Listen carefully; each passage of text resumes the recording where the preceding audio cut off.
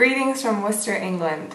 I'm Emily Thies, a member of BSU at the Games graphics team and a girl who won't be wearing shoes for the next 3 days because I want my walking blisters to heal. Ask anyone in our group. We've been in England less than a week, but it already feels like a lifetime. We started out here in Worcester, a quaint, Muncie-sized town about 3 hours northwest of London. The graphics team hit the ground running. I think we're up to 6 or 7 graphics that have run at the Chicago Tribune. Before we could catch our breaths, half of us sped off to London for Olympic excitement. The city is beautiful, and most of those London days are a blur. I found myself up at 5 a.m. editing photos and then sleeping through 1 p.m. unable to keep my eyes open. I forgot to eat sometimes. I was enthralled with the great design, and not to mention the gorgeous zillion bikes everywhere. I even got to see my first Olympic event featuring more amazing cyclists. The atmosphere in London fluctuates from casual and lovely to practically Olympic speed. The crowds can be madness. I have to remind myself that this trip is a marathon, not a sprint. I am nothing close to an Olympian, and even the journalistic speed can catch up to you. In the blurry race of this trip so far, opening ceremonies day sticks out. A group of us headed to Victoria Park, the biggest viewing party on screen in London. We wanted to catch some British fever and get these games moving. We'd been warned of crowds, but we got there to find some, well, staggering lines. If you're not impressed, remember that this footage is only part of one of the lines. While we waited, fellow graphics team member Jennifer Grandato and I decided to do a little interviewing of other Americans in the line. We talked to some quality people, like a group of 10 or so students from Virginia Tech who were stopping through London on a long cultural diversity study abroad project. They kept their stay at the opening ceremonies pretty short. Off to our next destination. Where are you going next? Rome. Ah, cool. Think you're gonna get in? No, we are bailing right now and going to the pubs.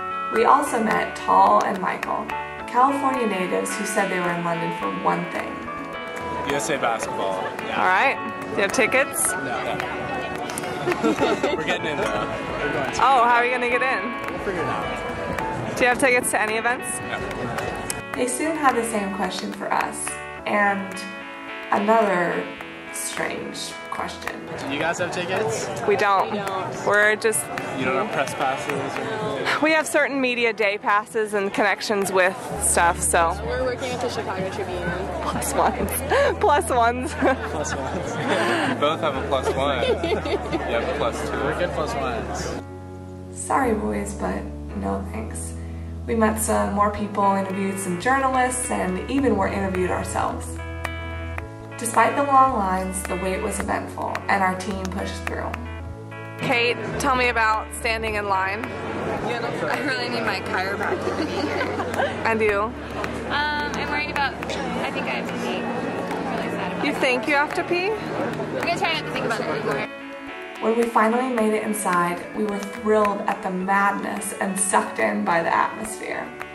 There was a concert stage, plenty of activities, food, a Ferris wheel, lots of people.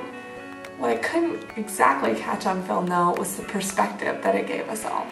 How globally the atmosphere forced you to think. I didn't want to forget the moment. I pulled out my phone and started to write.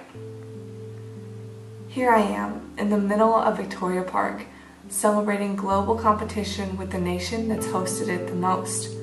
The proud British people are soaked with heritage, and I'm being graced with the opportunity to dip my toes in. You can smell the humanness of it all. Here we are, this is life, we're all in this together. We all love David Beckham, we all get grumpy when people push in the crowd. We all know the feelings of love, of national pride and hope, as well as we all know the feelings of anger and hate. And all I can hope is we know the good ones better, that we can latch on to that commonality and make all the good explode over the world in a cloud of lovely smoke. We revert to complaining in the midst of amazing opportunity. We default to entitlement when we're showered with gifts. We stare at our phones too much. We don't sit down and eat good food with people we love enough. We don't let others or ourselves make mistakes. In true Olympic spirit, we must remember our neighbors on all the compass points, at every latitude and longitude of every language and culture. I am only one unextraordinary girl, one little girl in the middle of London. I can't run fast or get a perfect 10, but I can live and love this moment and the whole world with you. Take all your inspirations, all of your hey, this is life moments, and start running. Olympic speed.